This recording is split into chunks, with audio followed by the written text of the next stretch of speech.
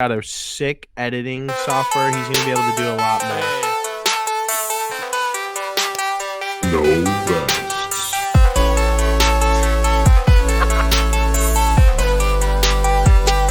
Shout out our producer.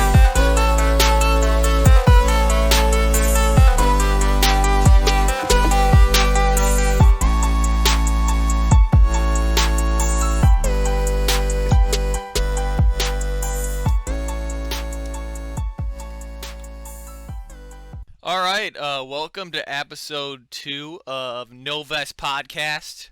Take 2, if you will, Jalen. It's been a long night out here. Take 2, baby. Yeah. In the other intro, I spoke of technical difficulties. Here we are again, speaking of Yes. more technical difficulties. Yeah, We just recorded for about an hour, About an and hour. the levels were off. Let's just say we scrapped it. we had to We're scrap here again, but you know what? We're here to make it's just better. It's going to be better. We're bigger, back, and better than ever. it. And Jalen, we're here to make history, is what we're trying to do. And so, honestly, a test run like that, I don't hate it, but it was 55 minutes of my life that I will certainly not get back. And It's gone. And if you listen to this podcast, it's probably going to be 40 minutes of your life you won't get back. But we hope that we entertain you throughout the duration of the podcast. I want to get into episode 1. We got very, very positive responses. I think from people I would have never guessed to be Novesters. Came out and they said, "Hey, we're rocking with you two boys. We're gonna ride with you. We want the T-shirts. We want the merch. We buy in." And it's just been there's been this electricity in the air, if you will. And I really like the direction we're headed. Can you comment on that, Jay? Yeah, I'm stoked. I'm not gonna lie. I got a lot of good feedback, a lot of constructive criticism too, and just know that we hear everyone. We're taking it all in. We're gonna make this thing better. Every episode, it's gonna be an improvement. Because we gotta go global at some point. Yeah, that's the goal. We're going global. So just shouts out to everyone that reached out and showed love. We really do appreciate it. I do want to give a specific shout out. I've heard of a couple couples listening to this. And listen, if we ruffle some feathers, you know what I'm saying? You might chuckle at a joke. You might shouldn't. It's not our fault. Full disclaimer, it's all jokes. You know what I'm saying? I can't help you. I can't help you. Yeah. I don't know what to say. Yeah. We get it. There's gonna be some subjects where we say something and you give the little head nod to Bay, and you're like, you do that right on social media, like that's your little spiel, if you will. Yeah, a lot of people are going to be called out. You know what I'm saying? And it's not a bad thing. Listen, we get it.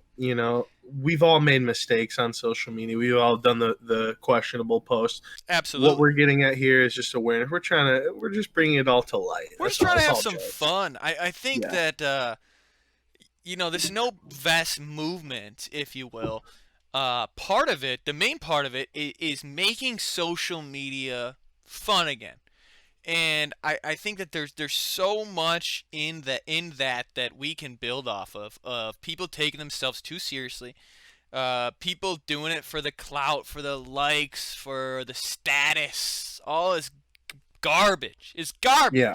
I'm gonna call it garbage. I'm done with it. Garbage. Throw it out the window. Trash. Have some fun. When was the last time you posted something not because you felt that it was gonna get you some likes, or gonna get somebody attracted to you that maybe isn't naturally attracted? Whatever. I mean, it is what it is. But when was the last time you just posted something yourself, just having a good old fucking time? Yeah, like something you genuinely thought was funny, or you didn't think about what the next person was going to think. You just kind of threw it out there for the people. And in a sense, that's what this is.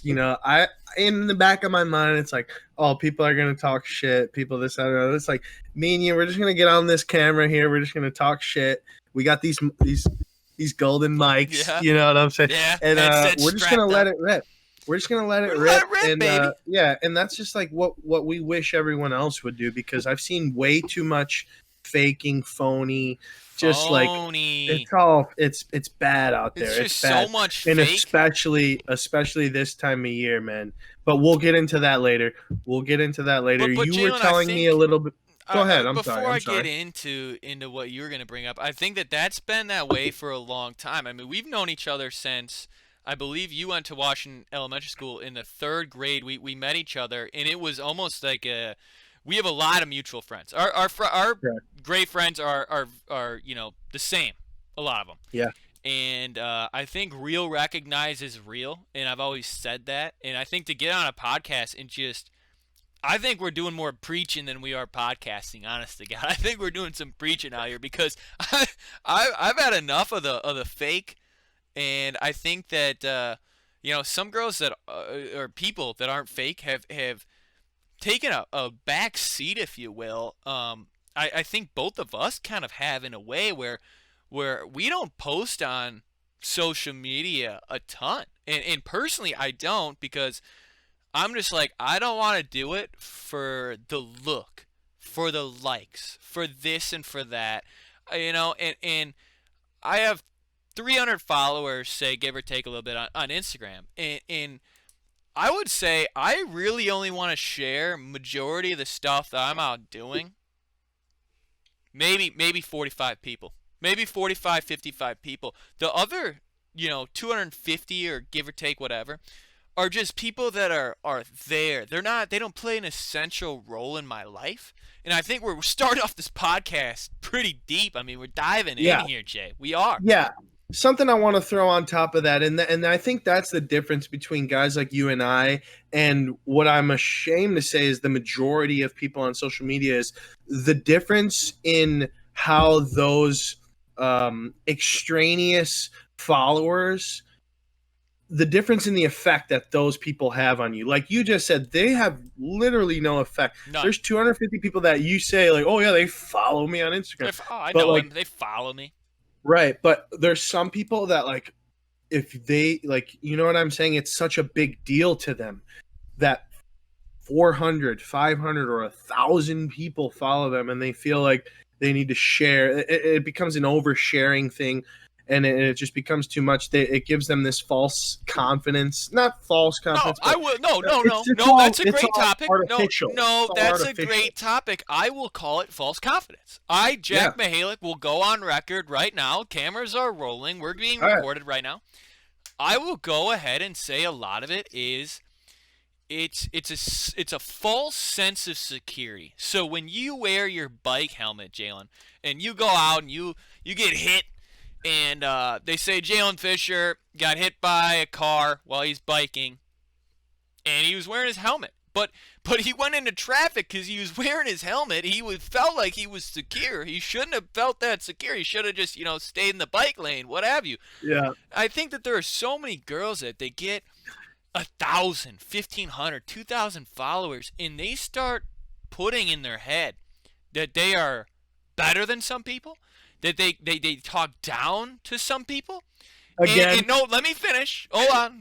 I got the microphone. Let me finish. They talk down to some people, and they think of themselves is how most people would say hot shit. They think of themselves as hot shit. And really, I want to tell you that when I see somebody, and this is a topic we will stash for later, because this is not what I want to get into right now. But how people, the rails already. How people look on social media versus real life. That might come up in episode 3. We'll pocket that. But for episode 2 right now, what we're going to talk about is people have this false sense of status, because they walk around, and whether it's money in your bank account, or it's followers on your Instagram, or it's people on your Facebook, or what have you. I know we're getting in pretty deep, but that's a false sense of security and status. It really is. Jack Mihalik, when I walk into a room and I see you, I will determine how attractive you are.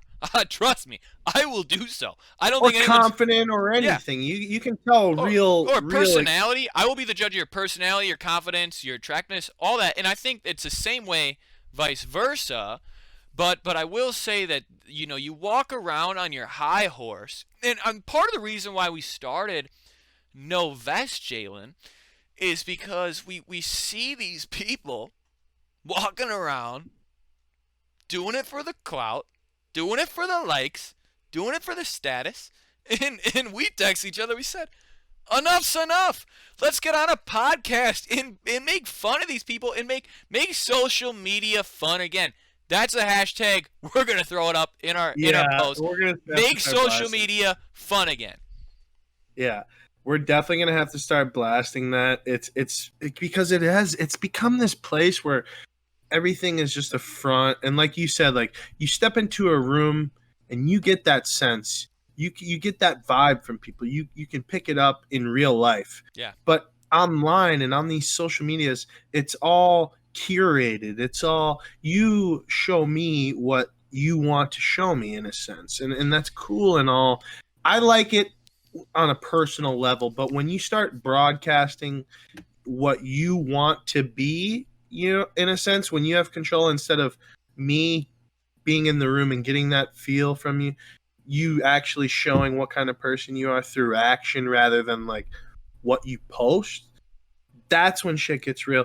I don't really care about what you look like on social media. No, it's not important. What you look like on social media, and my own father had the best quote, and I use it all the time.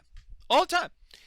And he said, Jack, you should post pictures, ugly pictures of yourself online, so when people see you in person, they say, he's pretty good looking. And in our society, does the complete opposite. Yeah. You post these filtered beauty filters, or you're on the beach and it's the swimsuit you bought, and you're never going to take another picture in it again. Because that would be preposterous. Because you can't take a picture in the same outfit. You can't. Let's be real. It's not a functional swimsuit. You're not doing any laps in that. It looks good. No, it looks great. And you know, you take the picture in it and you throw it away or whatever. Yeah. You give it to your friend. She maybe posts a picture in it. And I really think that there's some truth behind that, Jalen. Is take pictures of yourself that maybe aren't so flattering, and then when people see you, they're like, hey, people said he's ugly. He's actually a decent-looking guy.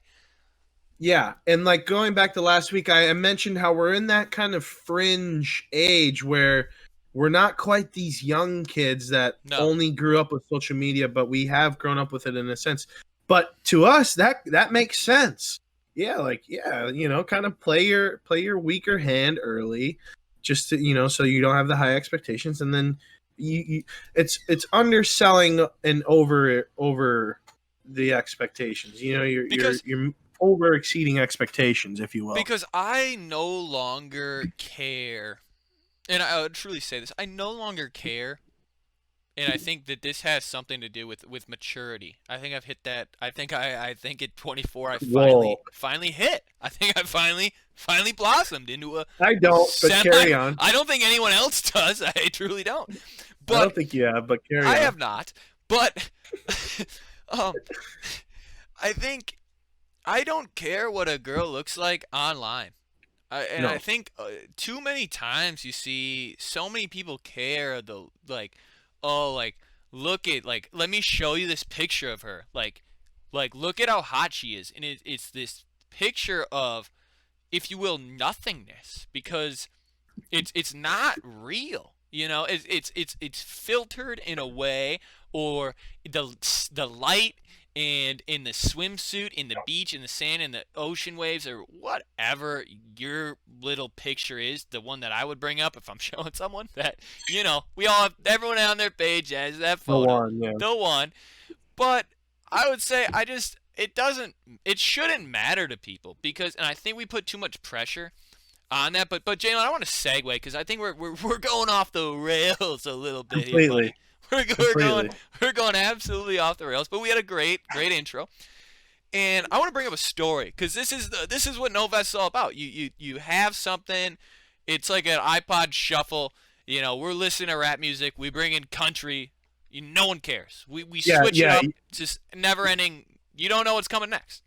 Dizzy Wright, Dave Matthews right next to it. Go ahead. Oh, wow. Go ahead. Wow, I love that. I know your iPod. I know your Serato. That's epic right there. But I want to bring up a story. So I was at Target about 2 weeks ago, and I'm parked pretty far back, past the carts where you leave the carts. Where the boy picks up the carts or whatever. The little cart tent. I'm past that.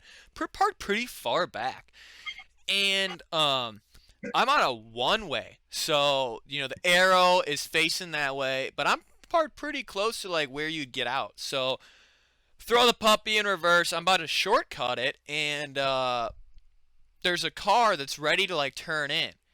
And as I'm pulling out, I'm at the point of no return. I've already cranked the wheel so hard, I've backed up, I'm facing the complete opposite direction. It'd be idiotic to turn back at that point.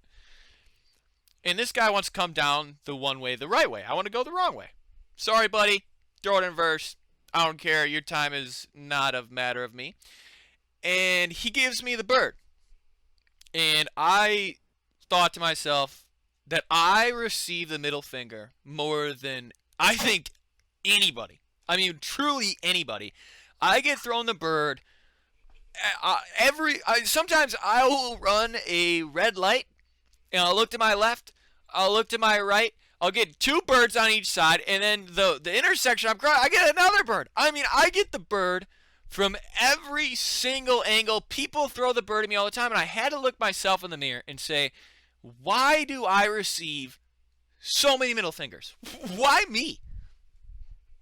So I'll be transparent. As a person that willingly and close to lawlessly will throw the bird at pretty much anyone that is a halfway bad driver, I want to know, like, how many points did you get off on your test? Like what's your driving record? Are you in fact a bad driver, or do you think it's just like it's chance, like random, that it just happens, or be honest, like, are you a bad driver? So people, look how cute the dog is behind me. But so people will often say, Jack, you're a horrible driver.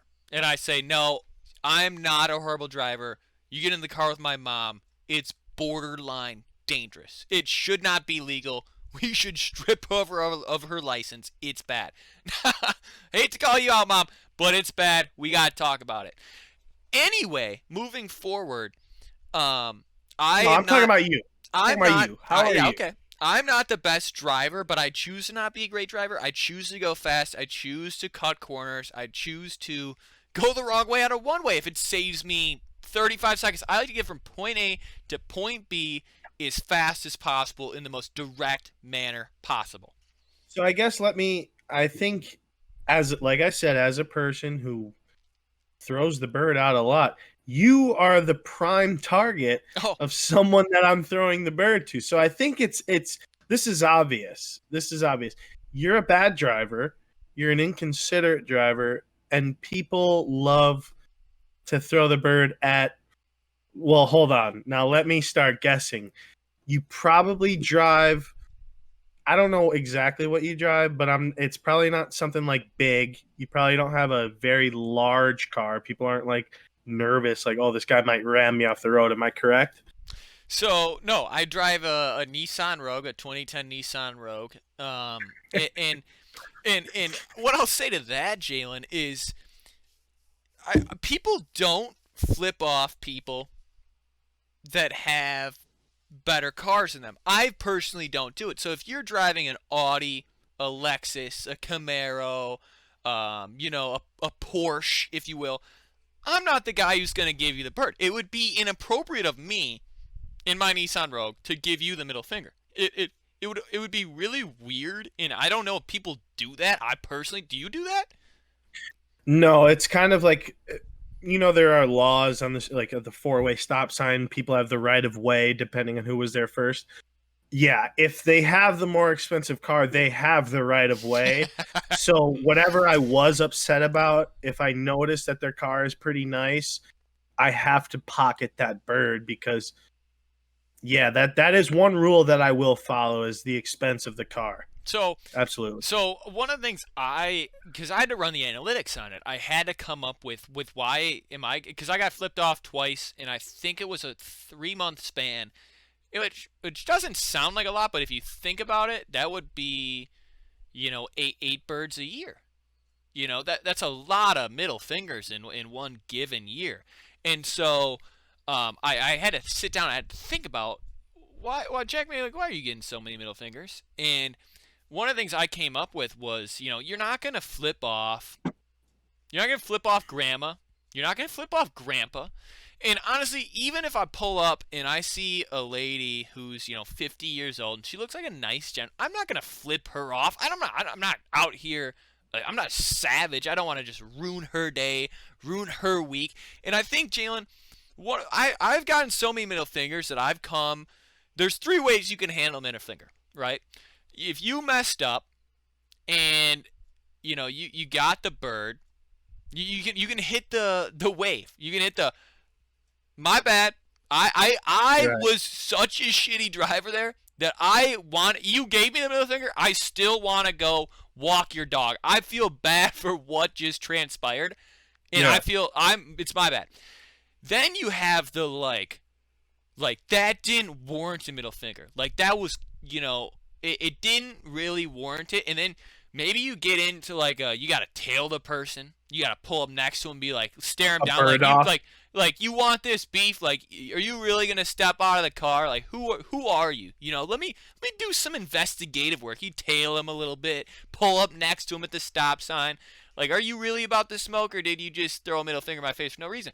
And the third option is, now this is only really happening 1 or 2 times, but you let it get to you. You let it get to you. Now I've been on my way to meetings, and I get the bird, and I come to my meetings, and I'm low, man. I'm low. I'm like, I almost gotta talk about it, Like I was driving there by myself, and I get there, and it's like, yeah, I know we want to talk like warehousing equipment, but let me just get a little minute to myself and speak about. There was this asshole, and I go through the story, and I'm like, he gave me the bird for like barely turning in front. Like there was plenty of clearance. You give him the whole spiel. Guy was And speeding. the guy was Yeah. speeding, and you give him the whole spiel, but on their way to you're just like, why did he do that? What's going on here, man? Yeah, you can't let it eat you up. That option is unfortunately the worst of the 3. It's I the hope worst. you don't deal with those as much. Personally, of course, I like to think that I'm right more than I'm wrong. So it's rare, but if I get the bird, I'm throwing it right back. You have, like I said, I'm a bird thrower. You throw the bird at me, I'm throwing it back at you because odds are you were being too aggressive and you should slow down, So, not the other way around. I got another funny middle finger story. I'll never forget this one. I was on Miller Parkway, and there was a dump truck, and there was like plastic pieces flying out of the dump truck, and it was my dad and I were in the car. It was hitting his car, and the Yeah. big pieces of plastic were in his whip. He pulls up next to this dump truck, like, roll down the window. This guy's sitting like 8-10 feet in the air, Way higher. way high, and he's like, "You're dropping plastic, and it's hitting my car." And he gave him and this guy looks at my dad, and he gives him the double bird. He was just trying to tell him that his whole load was coming off the truck. This Yeah. dude turns, gives him the double bird. And my That's- dad gave him the double bird right back. It was a double bird standoff. It's an old western double bird standoff. There's no I've been in those. You- I've you- been in a few of those, and there's not much that can transpire past that. no. Let's just say you hope you're not east of 60th Street in Milwaukee in a double bird stand up No. because we know how quickly those can turn. Those can escalate. Yeah, those can escalate, and you don't want to be involved in that. But if you're in Brookfield and you're in Muskego, something like that, and you get in a nice double bird standoff, I'll tell you what, it does fire you up a little bit. I don't know if you've been top 5 in a Fortnite or a Call of Duty, but it gets that similar fired up when you get in a double bird standoff with some asshole on the road. I'll admit it. Now I've run into a scenario where, like, because I don't throw out the bird as much as you. You said you're lawless with it. I like to. My average middle fingers on the road are I do about one every 18 to 24 months, and I think it's almost like a cleansing, if you will. It's like you should you have to get that off your chest. If you don't, I think you're holding it in, and I think it's bad for you. Like you have to find the right scenario. And so stop right there. I know for a fact when you drive, like when you're telling me when that guy's staring straight ahead, he knows you're looking at him. He knows you're pissed. He feels that pressure. You can't tell me that he doesn't know. He is fully aware, and he is trying with all his might not to look over because he knows he will receive a bird if he does. I don't. Well, you pull up next to him and you're like, this SLB, man, this guy, he's gonna get a bird. But then you see the poor guy, and he's 10-2, and he's taking it at 20 miles per hour because the guy has truly no idea how to actually drive. He has no freaking clue how to drive a vehicle, and you feel bad for him in a way. You're like, oh, like look at that guy. He's a 35-year-old guy. He's still learning how to drive in the snow. That's tough. It is tough because you'd think people, like, it happens every year. You think people get used to it, but they never do. So, Jalen, one of the other things I want to get into, and I've had this scenario pop up, is Uber drivers going too slow. Now, my Uber rating, and my friends will actually vouch for this, it's absolutely atrociously low. It's atrociously low. And it has something to do with my rhetoric in the Uber drivers. It has something to do with the fact that when I get in them, I'm generally only slightly intoxicated. But sometimes they drive so slow, and I see a yellow light, and I'm like, gas it. Like, I would gas it. And then I'm like, no, I would gas it again. Like, they have multiple opportunities to hit that yellow, but they brake because they want that time in the car so they can make more money. Have you experienced anything like that? Have you seen that out in the field? I have. I've noticed people's driving tendencies, and unfortunately, I'd like to think that I've been on the other end of that. I've had the over-aggressive Uber drivers, and I'm thankful for it. I've had the guy that's road raging, throwing birds. I've had the guy that's on the phone, changing lanes excessively to get to my destination, running, those yellow light to red light, crosses. I don't know if I've ever been in that specific situation, but I would think if I were in a rush, I would just tell the guy straight up, like, yo, I need you to step on it, because the Uber driver, it's a weird relationship with those guys. You can kind of say anything, it feels like. Yeah. And so I feel how you could gain a low score. Me, I actually take pride in my great Uber rating. I've had such a little bitch. Come on. It's like I don't want any predetermined judgments. My name pops up. I don't have a picture on there because why would I?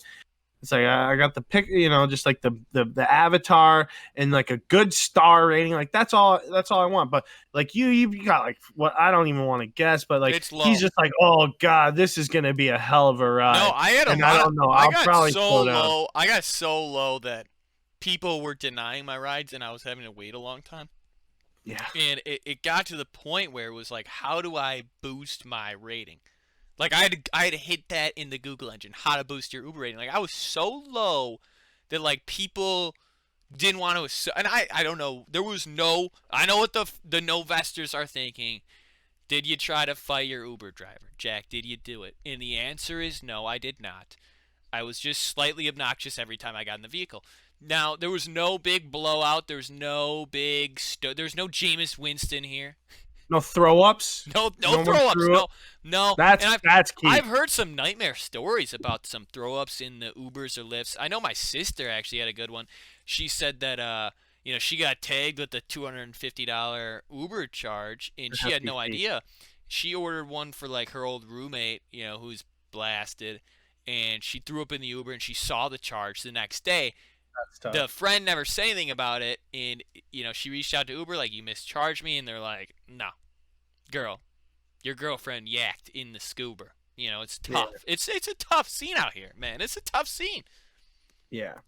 Yeah, the Uber rating's a big deal because like you said, you don't want to be stranded out there. You got a nice date, you just had a nice dinner. All of a sudden you're trying to order Uber, you're getting denied left and right because your Yeah. score sucks. Next thing you know, the guy pulls up in a fucking something just that you don't want to be seen in. You know what I'm Yeah. saying? It never works out in your favor. Yeah. It's just that's all the reason why I keep a good Uber score. It's just it doesn't do anything but help you. You know what I'm Exactly. saying? You're 100% right. And if I had the capabilities to keep a good Uber rating, I would, but I don't really want to. We got to So- pause. We got to pause. You got to piss? Absolutely. Same. Let's pause. We both gotta pee. Go ahead, Jay. So this past weekend, it was a big deal on social media, obviously, for all the couples and not couples. Valentine's Day being a Big D-Day, baby. a big social media day. It's time to apparently it's time to really prove that you love your significant other, right? Because Jalen, because if you don't claim that you love your boyfriend or girlfriend from the universe to the moon and then back to the world, to Earth, then I don't want it. Then I don't want it. I flat out don't want it. I mean, Yeah. like seriously, like where do we go with that? And I think there's just too much. The caption game I saw very weak. It's just too much of like the earth, the wind, the moons, the tide, the mountains, the like can we The not waves. quantify how you feel about someone with like realistic like explanations? Like Yeah. just tell us how you feel, man. We don't need the moon in the back and mentions of the universe and the like astronomy, Yeah, and like to some of the guys out there, like I see that they really they threw all their integrity out of the window, man. The matching outfits, Oh, you know what I'm saying? It's tough. The corny captions on their posts. It's just like, come on, man. I know you. You know what I'm saying? And I know you. This is you're doing it 'cause softening you up have on to it. do it. Yeah, You it's a have to- shame. I can respect it to some degree, but at some point it does get bad. Now, Jalen, let me ask you this. And here's a scenario. I'm just gonna throw out there. I want to bounce it off you. Throw it back at me if you don't like it. And there's a point where it's like we expect someone in a relationship to post some type of Valentine's Day something, whatever form of social media it might be on, or even a story. Now, if they don't post something with Valentine's Day, what conclusions are you drawing? Are the waters murky here, Jay? Is the deep end? I mean, is there no lifeguard on duty? Where are we going with this? Now, let me clarify. When you say we expect, you and we don't expect shit. No, all right? I don't want to no. see anything. But you're right. Social media expects, if you're a couple and you're real about how much, you're posting on Valentine's Day. So like you said, if you don't see anything, if you don't see like a story of maybe the dinner, Yeah. you know what I'm saying? Or maybe the bouquet of flowers that you may or may not have received. Some chocolate strawberries, maybe. Usually there is some kind of sign thrown out there like, hey, we're still a thing. So I think I'm not going to assume, Jack. I don't know what you're doing, but I'm I making think a where lot you're of headed, assumptions. I think where you're headed is this an opening for me? You know what I'm saying? I don't know if that's where I was going. I don't think that that's where my train of thought was headed. I love you jumping and jumping in conclusions. I'm assuming. I admitted to assuming. I think you might be losing calories the way you're jumping to conclusions.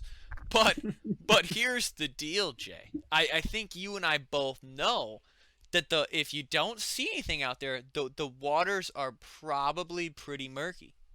There might be trouble in paradise. So you look at it that way. I kind of flip it back to me.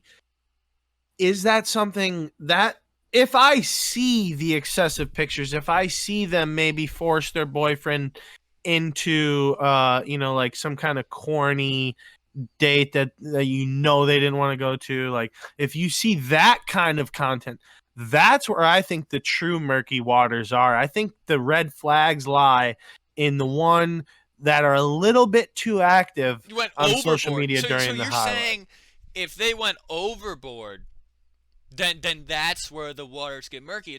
I think you're onto something here, Jalen. I really do think you're onto something, because I think we live in this society now where it's like it might not even be real, but fake it till you make it type stuff. And if you gotta post I think that's why that ties into the captions of like to the moon and back, because it's like that is to say you love someone to the moon, and then you get to the moon, you arrive at the moon, you turn around and come back.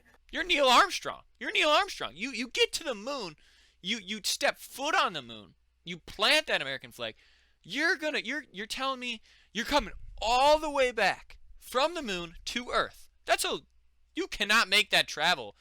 This is not going from, Wisconsin to Florida in a car. No. It requires fueling. It requires tons of training and preparation. It's honestly mind-boggling. It's asking too much of someone. Yes. It really is. To put that in terms of, I love you that much, I think that you're right. I think that's overboard, and it's, when is this couple gonna walk the plank together? Because it's just a matter of time. It's fake news. It's not real. You don't. I don't know. Where are we going with this? So to circle back to your original question, I think the lack of posts on these social media holidays, I'll call them, because let's be real. I mean, like, sure, there are people celebrating Valentine's Day, but nowadays it's all just an Instagram post. They plan it out. Yeah. It's a big plan. They're like, let's I thought of this good caption. Let me put it in my notes of lists of Valentine's Day captions.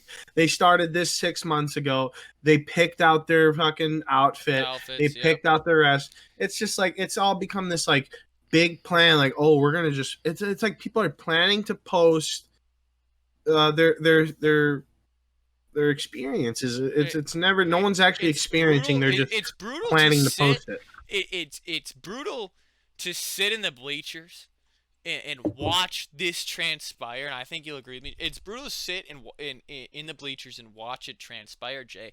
And I think that's why we maybe need to set up a 1-800-NO-VEST hotline, is because you see some of your boys going down this path where it's like, like I respect you like man to man, but like what you're doing on social media, it's absolutely unacceptable. And one of the things I want to talk about is, people always told me growing up, the toughest dudes you don't want to fight are hockey guys. You just don't want to fight hockey guys. Jack, you're a basketball player, and I'm like, the football guys, they're pretty tough, and they're like, well, you just don't want to fight the hockey dudes because they're really, really tough. Now I see these hockey guys, and they're nothing more than a little blimp on social media. And it's like, you're soft. I could knock your teeth in.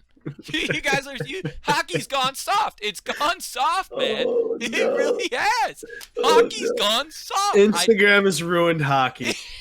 I'm done with hockey. I never liked it. I won't ever like it. To pivot here, because we've been going on a great track here for a while, but I do want to wrap this up with something for the fans to go home with, the no-vesters out there, to look forward to episode 3, but also answer some questions from episode 1. People said, Jack, what is no vest? What is it? And a vest is a life preserver. Jalen, you do you need me to pull up Merriam-Webster again? don't, I will. I yes, will. you will.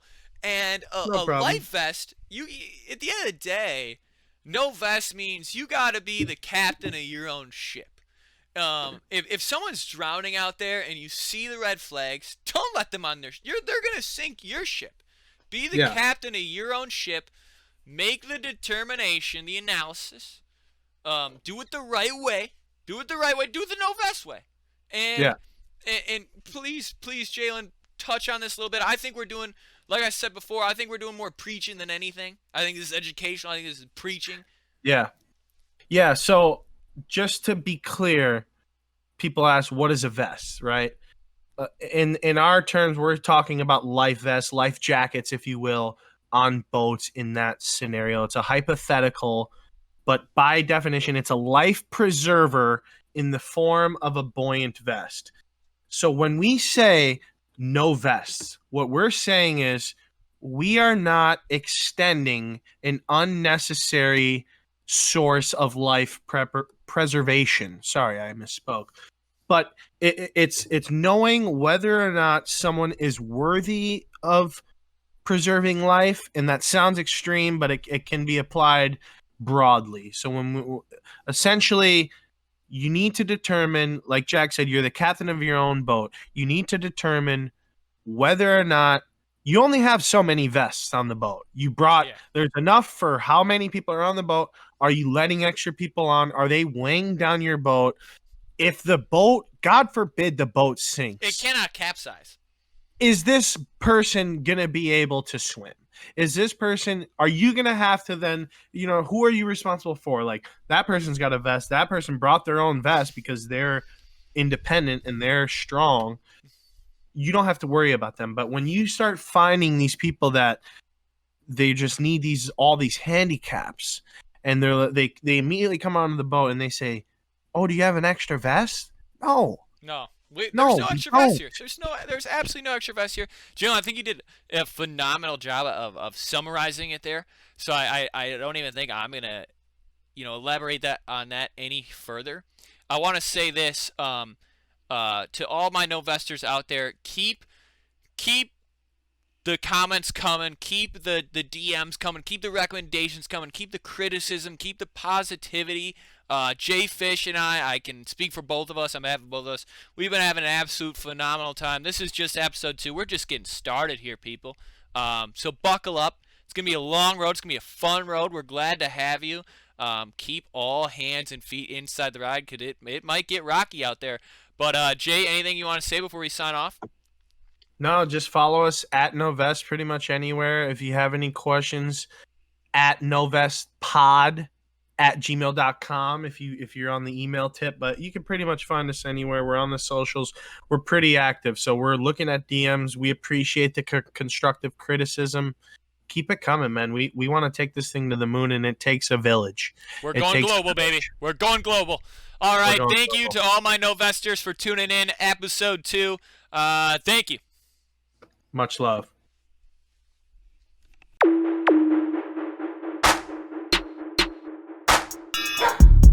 No vest.